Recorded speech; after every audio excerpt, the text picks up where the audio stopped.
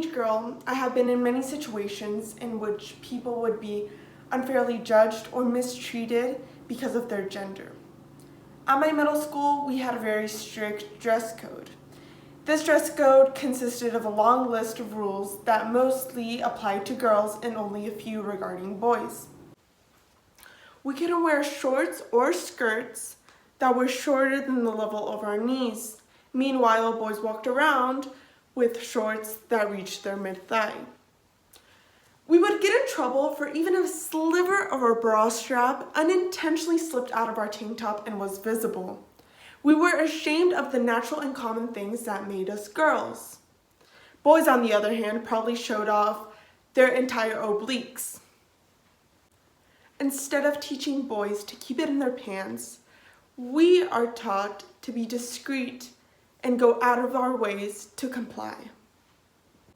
One time in 7th grade, I was called down to the principal's office for wearing a pair of leggings and a long t-shirt that covered me to about 2 to 3 inches above my knee. These were the clothes that resembled what I was wearing, and somehow I was too provocative and had to change into appropriate school clothes. After probably an hour of going back and forth with my principal and other staff members, depriving myself from valuable school time, they decided to punish me with a whole day of in-school suspension that went on my record, and on top of that, they forced me to change into some dirty, lost and found clothes. They won. They won a situation that shouldn't even have been one in the first place. Of course I got over it, but I still can't wrap my head around that.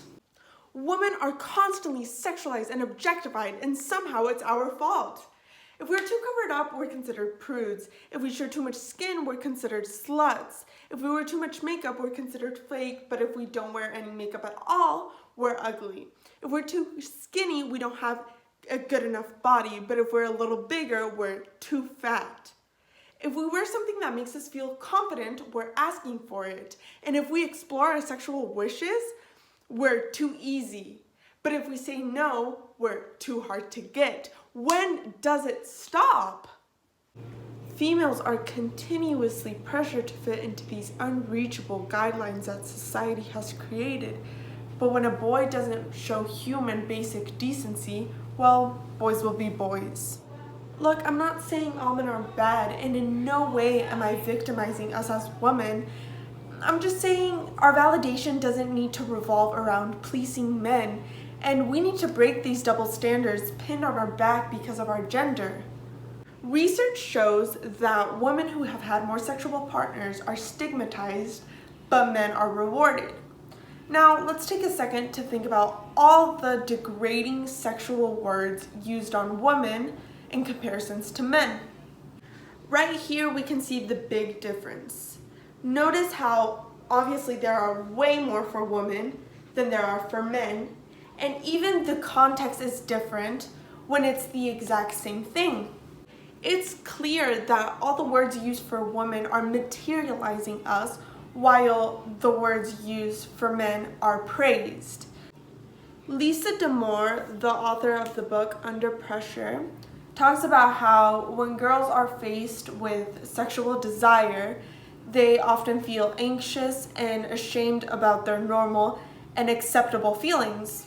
Looking back at my 7th grade experience, I was disgusted by the way that they treated me in my middle school just because I was a girl.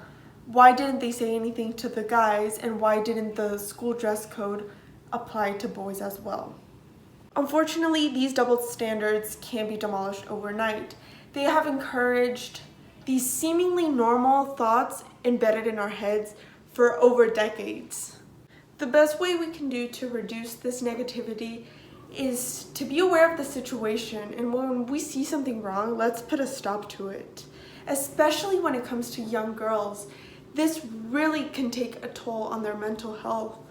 And women should not bring down other women. Instead, let's unite and make the change together.